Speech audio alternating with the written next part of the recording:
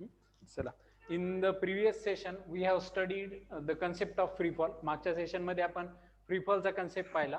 Free फॉलच्या concept मध्ये आपण हे पाहिलं होतं की एखादा ऑब्जेक्ट जेव्हा एखाद्या पर्टिक्युलर हाईट पासून आपण रिलीज करतो, तो जर फक्त आणि फक्त फोर्स ऑफ ग्रॅव्हिटीच्या इन्फ्लुएन्स मध्ये वरून खाली येत असेल तर त्याला आपण फ्री फॉल म्हणतो.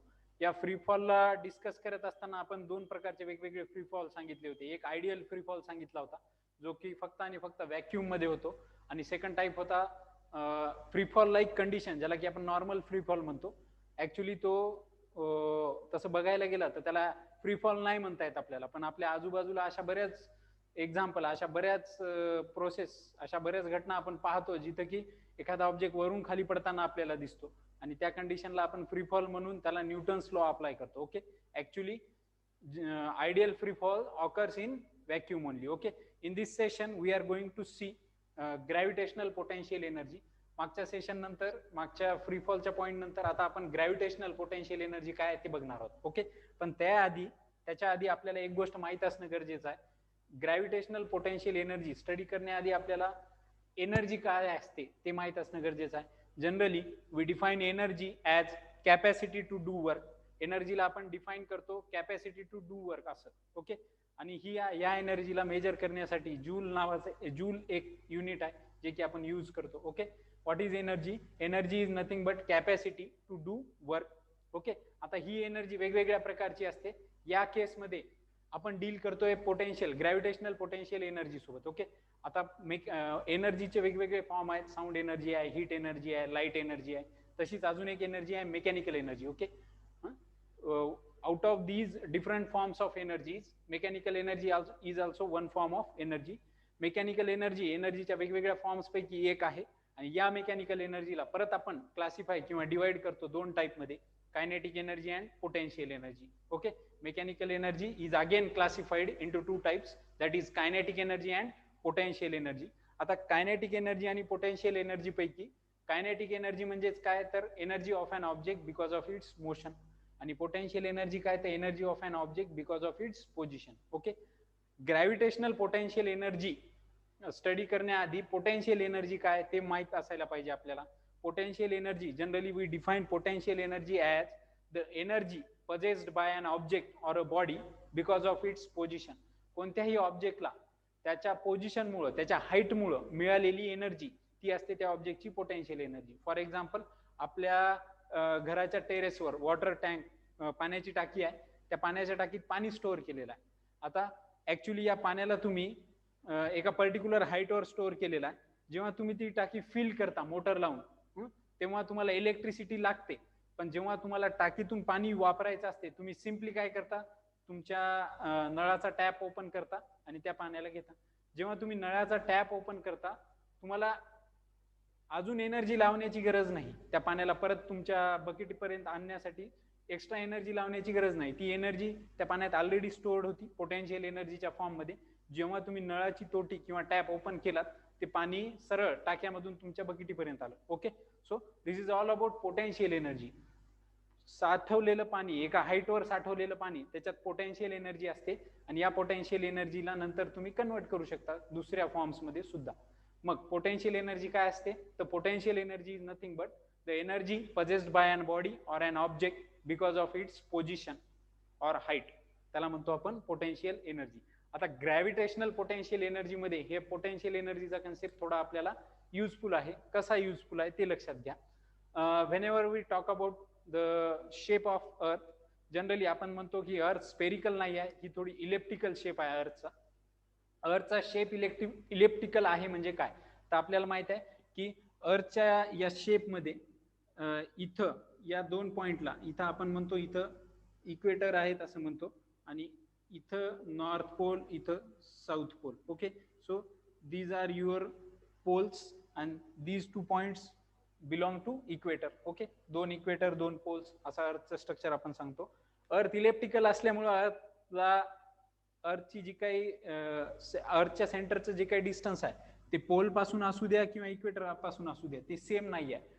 ऍक्च्युली अर्थच्या सेंटर पासून पोल जवळ आहेत आणि इक्वेटर कशा आहेत, दूर आहेत. हा पॉईंट आपला झालेला आहे. ओके, आता इथं जीपीईचा कन्सेप्ट कसा बघतो आपण. जीपीई म्हणजे काय तर आपल्या अर्थच्या सरफेसवर जे काही प्रेझेंट आहे, each and every object which is present on the surface of the अर्थ, त्या ऑब्जेक्टमध्ये असलेली पोटेन्शियल एनर्जी आपण from physics point of view आपण त्याला म्हणतो पोटेन्शियल एनर्जी झिरो आहे म्हणतो. का झिरो आहे? कारण तो ऑब्जेक्ट अर्थच्या सरफेसवर आहे. आत्ताच आपण एक एक्झाम्पल पाहिलं होतं पाण्याच्या टाकीचं. जमिनीपासून एका ठराविक उंचीवर पाण्याची टाकी आहे आणि त्या पाण्याच्या टाकीत तुम्ही पाणी स्टोअर केलं. त्या पाण्याच्या टाकीत असलेलं पाणी जमिनीपासून काही पर्टिक्युलर हाईटवर आहे, त्यामुळे त्या पाण्यात पोटेन्शियल एनर्जी स्टोअर झाली असं आपण म्हणतो. आणि याच पोटेन्शियल एनर्जीला नंतर आपण यूज पण करतो. ओके, जर एखादा ऑब्जेक्ट हाईटवर असेल, एखाद्या पर्टिक्युलर हाईटवर असेल, तर निश्चितच त्या ऑब्जेक्टनं पोटेन्शियल एनर्जी गेन केलेली आहे. पण जर हाच object directly on the surface of अर्थ किंवा जमिनीवर ठेवलेला आहे, तर त्याची पोटेन्शियल एनर्जी आपण झिरो आहे असं म्हणतो. ओके, आता ग्रॅव्हिटेशनल पोटेन्शियल एनर्जी सांगत असताना पोटेन्शियल एनर्जीचा जो कन्सेप्ट होता, ज्याला की आपण म्हणलं होतं ऑन द सरफेस ऑफ अर्थ जर एखादा ऑब्जेक्ट ठेवलेला आहे तर त्याची पोटेन्शियल एनर्जी झिरो आहे. या कन्सेप्टला थोडं एक्सटेंड करतो आपण ग्रॅव्हिटेशनल पोटेन्शियल एनर्जी मध्ये. पण इथं दोन केसेसमध्ये ग्रॅव्हिटेशनल पोटेन्शियल एनर्जीला आपण स्टडी करतो. Case number 1, when H is small, जेव्हा एखादा ऑब्जेक्ट अर्थच्या सरफेस पासून कमी उंचीवर आहे. कमी उंचीवर आहे म्हणजे काय? आपल्या सगळ्यांना माहित आहे अर्थची रेडियस, अर्थचं हे जी काय आहे अर्थची रेडियस आपण कन्सिडर करतो 6400 kilometre. 6400 kilometre is considered to be the radius of earth. Okay, actually अर्थचा शेप इलेप्टिकल आहे, रेडियस आपल्याला सांगता येत नाही, पण ऑन अन ऍव्हरेज पोल आणि इक्वेटरचं जर डिस्टन्स आपण कॅल्क्युलेट केलं आणि त्याचा जर मीन घेतला तर आपल्याला 6400 किलोमीटर असा एक आकडा मिळतो आणि यालाच आपण अज्युम करतो radius of earth. Okay, so as compare to this radius of earth that is 6400 kilometre, जर तुम्ही स्मॉल हाईटवर उभे असाल किंवा स्मॉल हाईटवर तुमचा ऑब्जेक्ट प्लेस्ड असेल, 6400 किलोमीटरच्या कंपॅरिझन मध्ये जर तुमच्या ऑब्जेक्टची हाईट जर स्मॉल असेल, स्मॉल म्हणजे किती? अर्थच्या सरफेस पासून तुम्ही 1 kilometre, 2 kilometre, 10 kilometre, 20 kilometre, 100 kilometre अशा डिस्टन्सवर जर असाल तर तुमची height as compared to radius of earth low consider केली जाऊ शकते. अर्थची रेडियस 6400 किलोमीटर आणि तुमचा ऑब्जेक्ट आहे 50-100 किलोमीटरवर. त्या ऑब्जेक्टच्या हाईटच्या कंपॅरिझन मध्ये अर्थची रेडियस खूप जास्त आहे, त्यामुळे या केसमध्ये आपण एचला स्मॉल म्हणू शकतो. एचला स्मॉल कुठपर्यंत म्हणायचं त्याला पण एक मर्यादा आहे. Height 5 kilometre, 10 kilometre, 20 kilometre, 100 kilometre एवढ्या रेंजमध्ये तुम्ही एचला स्मॉल म्हणू शकता. पण तीच जर हाईट 1000, 2000, 3000 किलोमीटर असेल अर्थच्या सरफेस पासून वर, तर त्याला तुम्ही स्मॉल म्हणू शकत नाही. It is distinctively high. Okay, तर अशा केसमध्ये, ज्या केसमध्ये एच स्मॉल असतो, तेव्हा when h is small as compared to the radius of earth, then g, that is acceleration due to gravity, small g is constant. small g ला आपण constant consider करतो. कधी कॉन्स्टंट कन्सिडर करतो? जेव्हा h तुमच्या ऑब्जेक्टची हाईट अर्थच्या surface पासून कशी आहे, कमी आहे किंवा स्मॉल आहे. ओके, स्मॉल म्हणजे काय ते पण आपण आत्ताच क्लिअर केलं. ओके, अप टू 100 किलोमीटर त्या रेंजला आपण काय म्हणतो? हाईट कशी आहे म्हणतो? स्मॉल आहे म्हणतो. त्याच्यापेक्षा जर जास्त हाईट जर असेल तुमच्या ऑब्जेक्टची तर त्याला तुम्हाला कन्सिडर करावं लागते while doing calculations. ओके, आता इथं when h is small as compared to the radius of earth, then small g, that is acceleration due to gravity, is constant, and we can use the formula that is mgh for calculating the p. for calculating p calculate करण्यासाठी आपण mgh हा formula वापरू शकतो. कधी? जेव्हा height, एखाद्या ऑब्जेक्टची height अर्थच्या surface पासून कशी आहे, कमी आहे. जेव्हा एखाद्या ऑब्जेक्टची हाईट अर्थच्या सरफेस पासून लेस आहे, कमी आहे, स्मॉल आहे, त्या केसमध्ये पोटेन्शियल एनर्जी जीपीई सुद्धा काढण्यासाठी तुम्ही हा फॉर्म्युला यूज करू शकता mgh.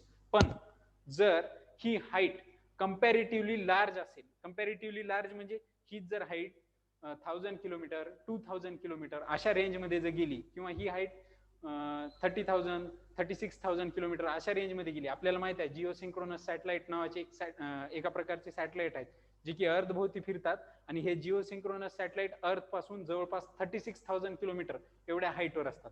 आता 36,000 किलोमीटर ही हाईट अर्थच्या रेडियसच्या कंपॅरिझन मध्ये खूप जास्त आहे. ओके, जवळपास 6 पट असल्यासारखी आहे. तर या केसमध्ये एच ची व्हॅल्यू सिग्निफिकंटली लार्ज आहे. जेव्हा एच स्मॉल होता, तुम्ही जीपीई कॅल्क्युलेट केलं, सेम फॉर्म्युला पीईचा जो फॉर्म्युला होता आपला कन्व्हेन्शनल फॉर्म्युला फिजिक्स मधला आतापर्यंत पाहिलेला mgh, You can calculate GP by using mgh if h is small. जर तुमच्या ऑब्जेक्टची हाईट अर्थच्या सरफेस पासून स्मॉल असेल, कमी असेल, तर तुम्ही जीपी कॅल्क्युलेट करू शकता mgh हा फॉर्म्युला वापरून.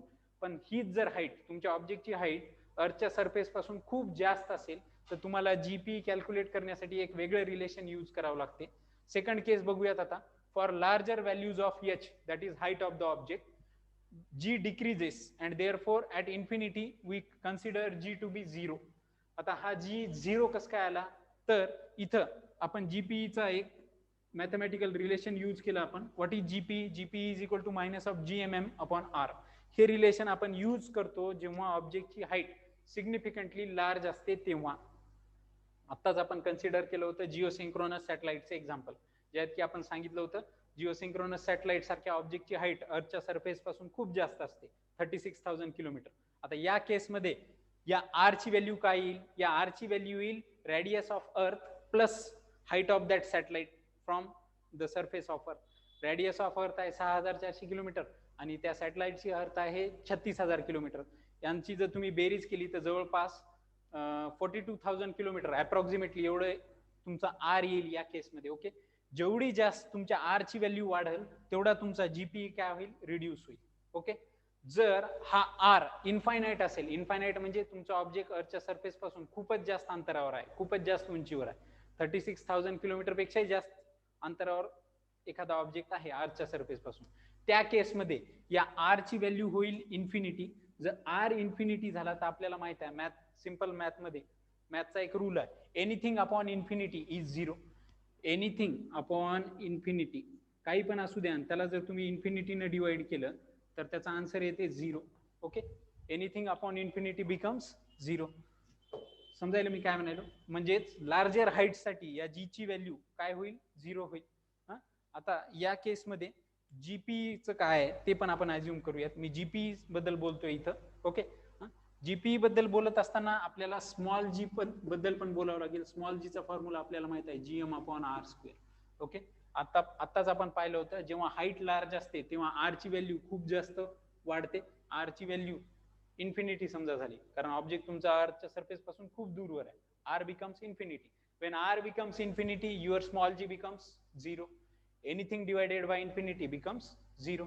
आता जी जर 0 झाला तर जीपी तुमची इनडायरेक्टली तुमचा जीपी पण काय होणार आहे? 0च होणार आहे. ओके, म्हणजे at infinite distance from the surface of the earth your gravitational potential energy is 0.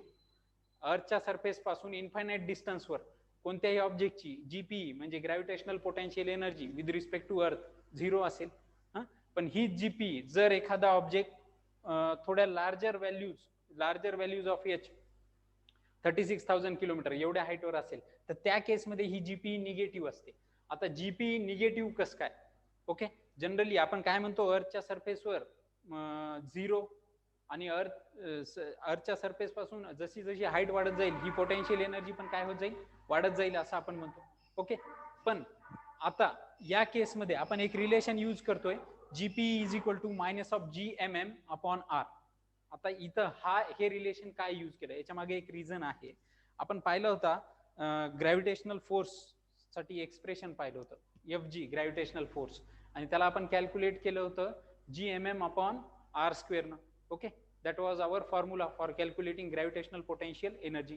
आता त्या ग्रॅव्हिटेशनल पोटेन्शियल एनर्जीच्या फॉर्म्युल्यामध्ये G M M upon R square नावाची एक टर्म आपण यूज केली होती. त्यात कॅपिटल एम होता mass of the planet, small M होता मास ऑफ द ऑब्जेक्ट, आणि आर होतं the distance between two object किंवा the distance between that planet and that object असं पण आपण घेत होतो. ओके, सेम केस जर आपण जीपीई बद्दल बोलत असू, ह्या जीपीईचं हे जे रिलेशन आहे minus of G M M upon R, याला आपण इक्वेट करू शकतो नॉर्मल पीईच्या इक्वेशन सोबत. ओके, नॉर्मल पीईचं इक्वेशन काय? एमजीएच आहे. आणि जेव्हा आपण हे दोन इक्वेशन इक्वेट करू आपल्याला बऱ्याचशा गोष्टी रिव्हील होतील. पुढच्या पॉइंटमध्ये आपण हे कॅल्क्युलेट करणार आहोत आणि यासाठी एक छोटं डेरिवेशन पण पाहणार आहोत. सध्या आपण जीपीई बघतोय. जीपीई साठी परत एकदा सरफेस ऑफ द अर्थच्या सरफेसवर पोटेन्शियल एनर्जी 0 असते. अर्थच्या सरफेसवर इथं या पॉइंटला पीई 0 आहे, कारण आपण कुठं आहोत सध्या? सरफेस ऑफ अर्थवर इथं आहेत आपण. ओके, अर्थच्या सरफेस पासून जर आपण स्मॉलर हाईट पर्यंत वर गेलो स्मॉलर हाईट पर्यंत वर गेलो, इथं आलो समजा आपण, आपली हाईट अर्थच्या सरफेस पासून एच झाली आता, पण ही हाईट कम्पॅरेटिव्हली स्मॉलर आहे रेडियस सोबत जर कम्पेअर केलं तर. या केसमध्ये जीपी निगेटिव्ह होतो. जीपी निगेटिव्ह होतो त्यासाठी एक फॉर्म्युला आहे, GP is equal to minus of GMM upon R. Okay, actually या जीपी ची व्हॅल्यू, हे हा फॉर्म्युला कसा आला यासाठी पण एक रिलेशन आहे 10th लेवलला. सध्याला तुम्हाला ते रिलेशन नाहीये. तुम्ही जेव्हा 11वी 12वीला जाल तुम्हाला इन डिटेल या जीपी साठी एक डेरिवेशन मिळेल फिजिक्स मध्ये. ओके, सध्या तुम्हाला जीपी चा फॉर्म्युला तुमच्यासाठी आहे GP is equal to minus of GMM upon R. कधी, जेव्हा एच स्मॉल असते तेव्हा. आणि जर याच जीपीच्या कन्सेप्टला तुम्हाला जर कोरिलेट करायचं असेल नॉर्मल पीईच्या, दॅट इज पोटेन्शियल एनर्जीच्या कन्सेप्ट सोबत, तरी तुम्ही करू शकता. These are one and the same things. Okay, mgh is equal to minus of GMM upon R, हे तुम्ही करू शकता. ओके, आता हेच आपण करून बघूयात की नेमकं काय आहे.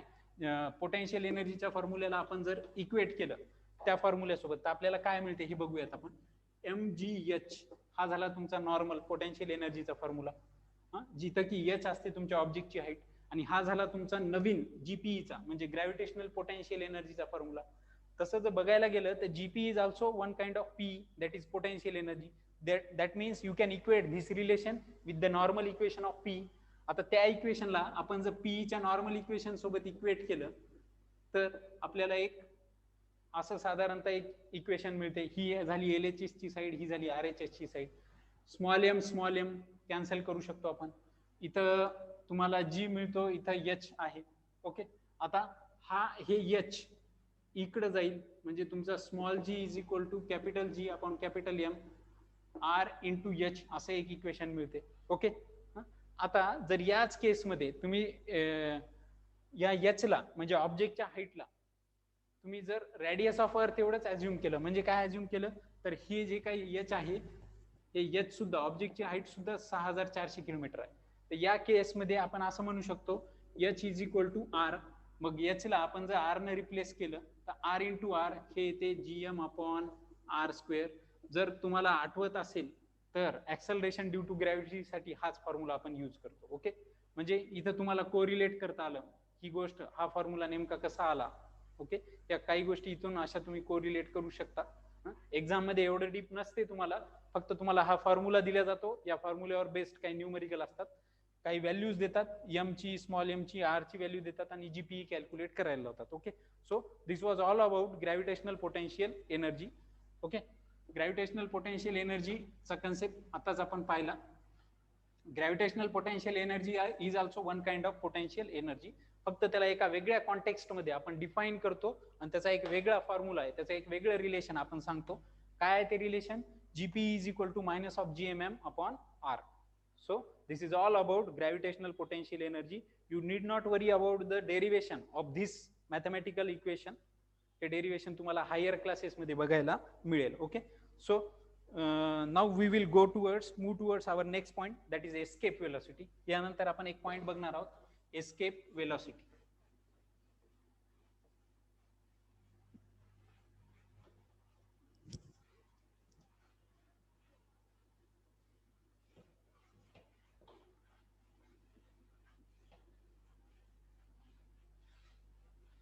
तुमच्या बुकमध्ये पण जीपीईचं मॅथमॅटिकल रिलेशन देऊन तिथंच तो पॉइंट एंड करण्यात आला, टर्मिनेट करण्यात आला.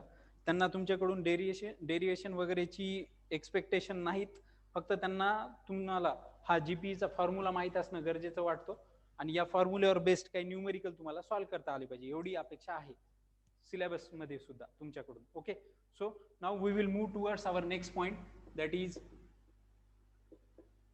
Escape velocity. एस्केप वेलॉसिटीचा कन्सेप्ट बघूयात आता आपण. थोडा इंटरेस्टिंग कन्सेप्ट आहे एस्केप वेलॉसिटीचा. इमॅजिन करा एक ऑब्जेक्ट आहे, मार्कर आहे माझ्याजवळ. या मार्करला मी फोर्स लावून वरच्या दिशेने फेकतो, असं वरच्या बाजूला फेकतो. ओके, जेव्हा मी या मार्करला वरच्या बाजूला फेकतो इन अपवर्ड डायरेक्शन, जेव्हा मी याला फेकतो तेव्हा हा ऑब्जेक्ट, हा मार्कर खालून वर असा ट्रॅव्हल करेल. हा ऑब्जेक्ट एका पर्टिक्युलर हाईट पर्यंत जातोय, हे मार्कर एका पर्टिक्युलर हाईट पर्यंत जाते आणि तिथून हे मार्कर परत खाली यायला. ओके, हे असं का झालं, का, त्याच्या मागे कारण आहे. सगळ्यात आधी तर तुम्ही या मार्करवर फोर्स अप्लाय केलात आणि या मार्करला खालून वर फेकण्याचा प्रयत्न केलात. ओके, तुम्ही अप्लाय केलेला फोर्स या मार्करला एका हाईट पर्यंत नेऊ शकतो, पण जसं तुम्ही या मार्करवर फोर्स अप्लाय केला अपवर्ड डायरेक्शन मध्ये, तसाच अजून एक फोर्स आहे जो की या मार्करला खालच्या बाजूने म्हणजे अर्थच्या सेंटरच्या दिशेने ओढतोय, आणि याला आपण फोर्स ऑफ ग्रॅव्हिटी म्हणतो. Force of gravity is pulling this marker in downward direction, and the force applied by your hand, it is trying to throw this marker in upward direction. तुम्ही अप्लाय केलेल्या फोर्समुळे तुमची इच्छा आहे की या मार्करने काहीतरी height गाठावी, आणि त्याच्यासोबत तुम्ही अप्लाय केलेल्या फोर्स सोबत त्याच्या एक्झॅक्टली अपोजिट डायरेक्शनला एक फोर्स अप्लाय करतोय, फोर्स ऑफ ग्रॅव्हिटीचा, जो की या मार्करला खाली ओढतोय. ओके, आता या दोन्ही फोर्सचं जर कंबाईन इफेक्ट आपण या मार्करवर पाहिला तर आपल्याला माहित आहे की फोर्स ऑफ ग्रॅव्हिटी तुम्ही लावलेल्या फोर्स पेक्षा कसा आहे, कधी पण जास्त आहे. त्यामुळे हा मार्कर तुम्ही जोरात कितीही जोरात जरी फेकला तरी तो खालीच येतो. ओके, पण जर मी या मार्करला sufficiently higher force, sufficiently large energy use करून मी जर या मार्करला खूप जोरात वर फेकलं तर हा मार्कर परमनंटली एस्केप आउट करू शकतो अर्थच्या फील्डच्या बाहेर, म्हणजेच हा निघून सुद्धा जाऊ शकतो. निघून जाऊ शकतो याचा अर्थ समजून घ्या. मी एखाद्या ऑब्जेक्टला अपवर्ड डायरेक्शन मध्ये फेकतोय, तो ऑब्जेक्ट वर जाईल आणि परत खाली येणारच नाही, तो कंटिन्युअसली वरच्या डायरेक्शनने निघून जाईल. असं पण पॉसिबल होऊ शकते. कधी पॉसिबल होईल, जेव्हा मी sufficiently high amount of large amount of एनर्जीनं मी जेव्हा या ऑब्जेक्टला थ्रो करेल, मार्करला जेव्हा मी थ्रो करेल, तेव्हा हा ऑब्जेक्ट अर्थच्या ग्रॅव्हिटेशनल फील्डच्या बाहेर सुद्धा निघून जाऊ शकतो. मी ज्या वेलोसिटीनं या ऑब्जेक्टला फेकणार आहे ती जर वेलोसिटी एस्केप वेलोसिटी पेक्षा जास्त राहिली, equal to or greater than escape velocity जर राहिली, तर माझा हा ऑब्जेक्ट सहज निघून जाऊ शकतो अर्थच्या ग्रॅव्हिटेशनल फील्डच्या बाहेर. पॉइंट लक्षात घ्या. If I throw this marker with a velocity, with a initial velocity which is greater than escape velocity, then this marker will escape out the earth's gravitational field. मी जर या मार्करला सफिशियंटली हाय वेलोसिटीनं, sufficiently हाय initial वेलोसिटीनं throw केलं आणि ही जर initial velocity जर escape velocity पेक्षा जास्त राहिली, तर हा मार्कर अर्थ पासून किंवा अर्थच्या ग्रॅव्हिटेशनल फील्डच्या सहज बाहेर निघून जाऊ शकतो. हा आहे कन्सेप्ट तुमच्या एस्केप वेलोसिटीचा. ओके, मी हे इन जनरल तुम्हाला समजावं म्हणून असं सांगितलं. जेव्हा एस्केप वेलोसिटीला आपण डिफाईन करतो तेव्हा एक स्टँडर्ड डेफिनेशन आपण सांगतो. ओके, we define escape energy as if we increase the initial velocity of an object beyond a certain level, then an object will escape the earth's gravitational field and it will move permanently out of earth's gravitational field. आणि ही जी काही velocity असते या ऑब्जेक्टची, याच वेलोसिटीला आपण म्हणतो escape velocity. Okay, escape वेलोसिटीचा concept कुठे यूज होतो, आपण बऱ्याचदा स्पेसक्राफ्ट पाठवतो आउटर स्पेसमध्ये पाठवतो किंवा नेबरिंग प्लॅनेट्सवर पाठवतो, मूनवर पाठवतो, मार्सवर पाठवतो. त्या केसमध्ये एस्केप वेलोसिटीचा कन्सेप्ट खूप युजफुल असतो. ओके, जर तुम्हाला मूनवर जायचं असेल तर डेफिनेटली तुम्हाला अर्थच्या ग्रॅव्हिटेशनल फील्डला पेनिट्रेट करून बाहेर जावं लागणार आहे. जोपर्यंत तुम्ही अर्थच्या ग्रॅव्हिटेशनल फील्डला अपोज करून बाहेर निघण्याचा प्रयत्न करत नाही तोपर्यंत तुम्ही मूनवर, मार्सवर पोहोचू शकणार नाही. त्या केसमध्ये तुम्हाला तुमची वेलोसिटी एस्केप वेलोसिटी पेक्षा जास्त मेंटेन करावी लागते, तुमची म्हणजे स्पेसक्राफ्टची. ओके, म्हणजे जेव्हा कधी आपण आउटर स्पेस मिशन एक्झिक्यूट करतो, एखाद्या सॅटेलाइटला बाहेर सॅटेलाइट नाही, स्पेसक्राफ्टला जेव्हा बाहेर पाठवतो तेव्हा त्याची वेलोसिटी आपण मेंटेन करतो एस्केप वेलोसिटी पेक्षा थोडी जास्त. ओके, आता ही एस्केप वेलोसिटी नेमकं काय आहे याचा एक हे आपण रफली पाहिलं. आता या एस्केप वेलोसिटीला मला नेमकं ही एस्केप वेलोसिटी काय आहे आणि याची व्हॅल्यू कशी कॅल्क्युलेट करतात हे मला आता बघायचं आहे. ओके, पण हे बघण्याआधी काही गोष्टी आपण पटकन रिवाइज करूयात. काय रिवाइज करावं लागतील आपल्याला, आपण पाहिलं होतं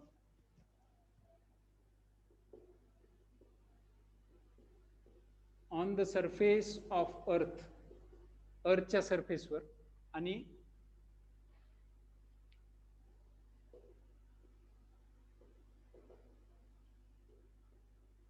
ऍट हाईट एच असे दोन सिनारिओज कन्सिडर करतोय आपण. ओके, आता ऍट हाईट एच आणि ही हाईट आपण कन्सिडर करतोय इन्फिनिटी. ओके, या दोन केसेस अज्युम करा. पहिली केस आहे ऑन द सरफेस ऑफ अर्थ. ऑन द सरफेस ऑफ अर्थ आपण म्हणतो कोणत्याही ऑब्जेक्टची पी असते 0, त्याच्यासोबतच कोणत्याही ऑब्जेक्टची के असते 1/2 mv² 1/2 mv². ओके. आणि टीई असते पीई प्लस केई एवढी. ओके. हे झाले इक्वेशन. पण जर आपण आत्ताच पाठीमागचाच ग्रॅव्हिटेशनल पोटेन्शियल एनर्जीचा जर पॉईंट एकदा रिवाइज केला तर आपल्याला असं लक्षात येते की ही पोटेन्शियल एनर्जी डायरेक्टली आपण झिरो नाही म्हणत. जर याची व्हॅल्यू सिग्निफिकंटली काहीतरी असेल 10 किलोमीटर 20 किलोमीटर, यात जर स्मॉल असेल तर त्या केसमध्ये पीई साठी आपण एक रिलेशन वापरतो -gmm/r. ओके. तर हे झालं आपलं पीईचं equation on the surface of earth with small H. जेव्हा एच कसा असतो स्मॉल असतो तेव्हा. ओके. हे झालं. आणि जेव्हा एच इन्फायनाइट असतो तेव्हा काय, तर तेव्हा आपली पीई असते 0, तेव्हा आपली केई पण असते 0, आणि त्यामुळे आपलं TE which is sum of KE and PE it also becomes 0. म्हणजे at infinite height from the surface of earth total energy becomes 0. Okay. आणि अर्थच्या सरफेसवर टोटल एनर्जी असं काढतो आपण. आता इथं केई आणि पीईच्या व्हॅल्यू जर इथं आपण सबस्टिट्यूट केल्या तर त्या अशा मिळतील आपल्याला -gmm/r प्लस ½ mv². ओके. आता या केसमध्ये याला थोडं आपण जोडणार आहोत, कोरिलेट करणार आहोत एस्केप व्हेलॉसिटीच्या कन्सेप्ट सोबत. जर मला एखाद्या ऑब्जेक्टला अर्थच्या सरफेस पासून दूर न्यायचा आहे, अर्थच्या ग्रॅव्हिटेशनल फील्डच्या बाहेर न्यायचा आहे, तर ही व्हेलॉसिटी जी काही मी डिफाईन केली होती याला मी एस्केप व्हेलॉसिटी म्हणतो. काय म्हणतो मी याला? Escape velocity. मी ती कंडिशन अज्युम करतोय ज्या कंडिशन मध्ये मला या ऑब्जेक्टला अर्थच्या ग्रॅव्हिटेशनल फील्डच्या बाहेर न्यायचं आहे. ओके. आता इथं आपल्याला एक रिलेशन मिळालं -gmm/r प्लस ½ mvesc². पण आपण आत्ताच पाहिलं होतं total energy is always constant. Law of conservation of energy काय म्हणते? Total energy always remains constant.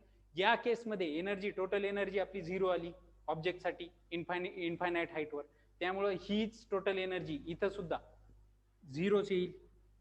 जर इथं ही टोटल एनर्जी जर 0 आली तर याच इक्वेशनला आपण रिराईट करू शकतो. असं कसं रिराईट करू शकतो? 1/2 mvsc² is equal to gmm/r. आता नीट लक्षात घ्या, हे मायनस, ही मायनसची टर्म इकडे आली त्यामुळं हे इथं झालं आता प्लस. ओके. आता इथं small M cancel, small M cancel झालं, हे 2 तिकडे जाईल. vesc² is equal to 2gm/r. हे इक्वेशन आपल्याला मिळालं.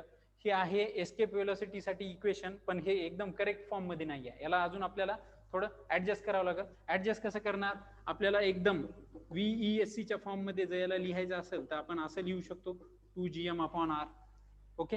आता हे आलं आपलं final equation for escape velocity. कोणत्याही ऑब्जेक्टची एस्केप व्हेलॉसिटी आपण कॅल्क्युलेट करू शकतो या फॉर्म्युलेच्या मदतीने. काय आला formula? Escape velocity is equal to 2gm/R. आता इथं कॅपिटल जी म्हणजे काय? 6.67 × 10⁻⁻11 न्यूटन मीटर स्क्वेअर पर kg², ज्याला की युनिव्हर्सल ग्रॅव्हिटेशनल कॉन्स्टंट म्हणतो आपण. Second capital M is nothing but your mass of earth. अर्थचं मास माहिती आहे आपल्याला 6 × 10⁻24 kg. आणि खालचा आर म्हणजे अर्थची रेडियस आहे 6400 किलोमीटर, ज्याची की व्हॅल्यू आपल्याला माहित आहे. या सगळ्या व्हॅल्यू जर आपल्याला बाय हार्ट असतील आणि जर जी, एम आणि आर च्या व्हॅल्यू जर या इक्वेशन मध्ये आपण सबस्टिट्यूट केल्या तर आपल्याला एक व्हॅल्यू मिळते एस्केप व्हेलॉसिटीची. आणि ही व्हॅल्यू अर्थ साठी येते 11.2 kilometre, 11.2 kilometre per second. Okay. जर मी कॅपिटल जी ची, कॅपिटल एम ची आणि कॅपिटल आर ची व्हॅल्यू या एस्केप व्हेलॉसिटीच्या इक्वेशन मध्ये सबस्टिट्यूट केली आणि याला मी सगळ्याला सिम्प्लिफाय केलं, सॉल्व्ह केलं. ओके. एका पेजवर जर मी याला सॉल्व्ह केलं तर मला एक आन्सर मिळते शेवटी. ते आन्सर असते 11.2 किलोमीटर पर सेकंद. हे आहे एस्केप व्हेलॉसिटी अर्थच्या सरफेसवर. आता escape velocity on the surface of अर्थ त्यासाठी फॉर्म्युला 2gm/r आहे. या फॉर्म्युल्यात कुठं सुद्धा स्मॉल एम ला मेन्शन करण्यात आलेलं नाही. म्हणजे ही एस्केप व्हेलॉसिटी प्रत्येक ऑब्जेक्ट साठी सेम आहे. ही एस्केप व्हेलॉसिटी प्रत्येक ऑब्जेक्ट साठी कशी आहे? सेम आहे. मी जर 100 ग्रामचं मार्कर घेतलं किंवा मी 100 किलोचा एखादा आयर्न बॉल जरी घेतला तरी त्या दोघांसाठी सुद्धा एस्केप व्हेलॉसिटी अर्थवर एवढीच असते. आता escape velocity for earth is 11.2 kilometre per second आपण कॅल्क्युलेट केलं. याचा मिनिंग लक्षात घ्या नेमकं काय ते. एखादा मार्कर असू द्या, 100 ग्रामचं 100 ग्रामचं एखादा मार्कर असू द्या किंवा 100 किलोचा एखादा आयर्न बॉल असू द्या, तुम्हाला जर या ऑब्जेक्टला अर्थच्या ग्रॅव्हिटेशनल फील्डच्या बाहेर पाठवायचं आहे, यांना जर आउटर स्पेसमध्ये पाठवायचं आहे, तर तुम्हाला यांना थ्रो करावं लागेल या स्पीडनं किंवा या वेलोसिटीनं. तुम्ही जर या ऑब्जेक्टला एवढ्या वेलोसिटीनं, एवढ्या इनिशियल वेलोसिटीनं जर थ्रो कराल, तर हे ऑब्जेक्ट परमनंटली एस्केप होतील अर्थच्या ग्रॅव्हिटेशनल फील्डमधून आणि हे नेहमीसाठी बाहेर निघून जातील. ओके, म्हणजे काय, तर कोणताही ऑब्जेक्ट असू द्या तुमच्या जवळचा, त्या ऑब्जेक्टला जर तुम्ही एवढ्या वेलोसिटीनं जर थ्रो केलं, एवढ्या इनिशियल वेलोसिटीनं जर तुम्ही त्याला थ्रो केलं, तर तो अर्थच्या ग्रॅव्हिटेशनल फील्डच्या बाहेर परमनंटली एस्केप आउट करू शकतो. यालाच आपण म्हणतो एस्केप वेलोसिटी. परत एकदा मी सांगतो, what is escape velocity. Escape velocity म्हणजे अशी वेलोसिटी, जर कोणत्याही ऑब्जेक्टला एका पर्टिक्युलर इनिशियल वेलोसिटीनं जर आपण लॉन्च केलं किंवा थ्रो केलं अपवर्ड डायरेक्शनमध्ये, तर तो ऑब्जेक्ट अर्थच्या ग्रॅव्हिटेशनल फील्डच्या बाहेर निघून जाऊ शकतो. पण त्यासाठी एक कंडिशन आहे, तर ती कंडिशन अशी आहे की त्या ऑब्जेक्टची velocity minimum 11.2 kilometre per second एवढी आपल्याला ठेवावी लागेल, तर आणि तरच तो ऑब्जेक्ट अर्थच्या ग्रॅव्हिटेशनल फील्डच्या बाहेर निघून जाऊ शकतो. यालाच आपण त्या ऑब्जेक्टची एस्केप वेलोसिटी अशी म्हणतो. ही एस्केप वेलोसिटी डिपेंड करते प्लॅनेटवर. अर्थ साठी escape velocity 11.2 kilometre per second आहे. मून साठी कदाचित वेगळी असू शकते, मार्स साठी वेगळी असू शकते. Escape velocity depend upon 3 parameters, capital G, capital M and R, where M is mass of that planet and R is radius of that planet. capital G universal gravitational constant आहे, हे आपल्याला माहित आहे. Escape वेलोसिटीचा concept मला वाटते तुम्हाला सगळ्यांना लक्षात आला असेल.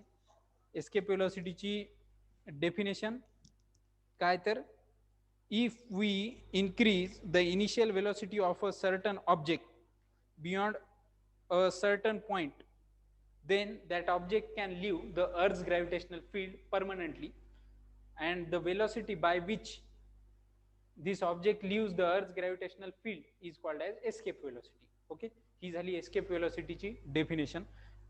थोडा टफ आहे हा पॉइंट एस्केप वेलोसिटीचा. एस्केप वेलोसिटीचा हे जे काही रिलेशन आपण आता इथे डिराईव्ह केलं, या रिलेशनवर, या फॉर्म्युलेवर बेस्ड काही न्यूमरिकल तुमच्या पुस्तकात येतात, दरवर्षी विचारल्या जातात एक्झाम मध्ये. असंच एक न्यूमरिकल पेज नंबर 14 वर पण आहे. पेज नंबर 14 वरचा न्यूमरिकल मी वाचतोय, तुम्ही तुमच्याजवळ जो बुक्स असतील तर त्यात बघा. Calculate the escape velocity on the surface of the moon given the mass and radius of the moon to be 7.34 into 10 to the power 22 kg and 1.74 into 10 to the power 6 meter respectively. त्यांनी त्या problem मध्ये मूनचं मास दिलंय आणि मूनच्या मास सोबतच मूनची radius पण दिली त्यांनी. ओके, मास ऑफ मून त्यांनी सांगितलं 7.34 into 10 to the power 22 kg, जे की अर्थ पेक्षा थोडं कमीच आहे, आणि मूनची रेडियस त्यांनी सांगितली 1.74 into 10 to the power 6 metre, ही झाली मूनची रेडियस. ओके, आता याला त्यांनी मीटरच्या फॉर्म मध्ये एक्सप्रेस केलंय, काही हरकत नाही. या व्हॅल्यूज जर आपण यूज केल्या आणि आपण जर एस्केप वेलोसिटीचा फॉर्म्युला वापरला, काय होता एस्केप वेलोसिटीचा फॉर्म्युला, परत एकदा हे न्यूमेरिकल आता आपण सॉल्व्ह करतोय. ओके, पेज नंबर 14 वरचं हे न्यूमेरिकल आहे. एस्केप वेलोसिटी साठी आपण आत्ताच इक्वेशन डिराईव्ह केलं 2gm अपॉन r, आणि ही एस्केप वेलोसिटी आता आपण मून साठी कॅल्क्युलेट करतोय. त्यामुळं 2 into 6.67 into 10 to the power -11 into mass, मूनचं मास दिलंय त्यांनी 7.34 into 10 to the power 22, 7.34 into 10 to the power 22 divided by r, r म्हणजेच मूनची radius 1.74 into 10 to the power 6, 1.74 into 10 to the power 6. आता इथं हे काही मॅथमॅटिकल कॅल्क्युलेशन आहेत, हे तुम्हाला स्वतः करावं लागतील. ह्या मॅथमॅटिकल कॅल्क्युलेशन नंतर फायनली तुम्हाला एक व्हॅल्यू मिळेल इथं 2.37 किलोमीटर पर सेकंद. ही आहे एस्केप वेलोसिटी मूनची, for moon. This is the escape velocity for moon. Moon साठी escape velocity 2.37 kilometre per second. Okay, page number 14 वर हे न्यूमेरिकल दिलेलं होतं तुमच्या याच्यात. खूप सोपं आहे, मी आताच सांगितलं होतं थोड्या वेळापूर्वी तुम्हाला. एस्केप वेलोसिटी 2-3 गोष्टींवर डिपेंड करते, जी वर, एम वर आणि आर वर. ऍक्च्युली जी कॉन्स्टंट आहे, त्यामुळे एम आणि आर वरच एस्केप वेलोसिटी डिपेंड करते. एम काय आहे, मास ऑफ दॅट प्लॅनेट. आपल्या केसमध्ये तो प्लॅनेट काय, प्लॅनेट म्हणण्यापेक्षा तो एक हे आहे, प्लॅटफॉर्म आहे. आपल्या केसमध्ये तो प्लॅटफॉर्म आहे मून. सेकंड आहे आर, त्या ऑब्जेक्टची रॅडियस. ओके, मूनची रॅडियस सुद्धा त्यांनी दिली होती 1.74 इंटू 10⁶. या इक्वेशन मध्ये या सगळ्या व्हॅल्यू सबस्टिट्यूट केल्या, कॅल्क्युलेशन केले, शेवटी आपल्याला एक व्हॅल्यू मिळाली एस्केप वेलोसिटीची. Escape velocity for moon becomes 2.37 into 2.37 kilometre per second. ही आली मून साठीची एस्केप वेलोसिटी. ओके, आता ही व्हॅल्यू कॉन्स्टंट आहे. मून साठी एस्केप वेलोसिटी कॉन्स्टंट, अर्थ साठी एस्केप वेलोसिटी कॉन्स्टंट, मार्स साठी एस्केप वेलोसिटी ती पण ठरलेली आहे. जर मार्सचं मास आणि मार्सची रॅडियस जर आपल्याला दिलेली असली, गिवन असली, तर तुम्ही मार्स साठी पण एस्केप वेलोसिटी काढू शकता. अशी एस्केप वेलोसिटी तुम्ही प्रत्येक प्लॅनेट साठी काढू शकता, if you have provided with mass of that planet along with radius of that planet. So this is all about escape velocity. आजच्या सेशन मध्ये आपण एस्केप वेलोसिटीचा कन्सेप्ट पाहिला, ग्रॅव्हिटेशनल पोटेन्शियल एनर्जीचा कन्सेप्ट पाहिला. दोन्ही पण थोडे इम्पॉर्टंट पॉईंट होते. या दोन्ही पॉइंटशी रिलेटेड न्यूमरिकल एक्झाम मध्ये विचारल्या जातात. तुमच्या या चॅप्टरचा सिग्निफिकन्स बोर्डासाठी खूप जास्त आहे. का?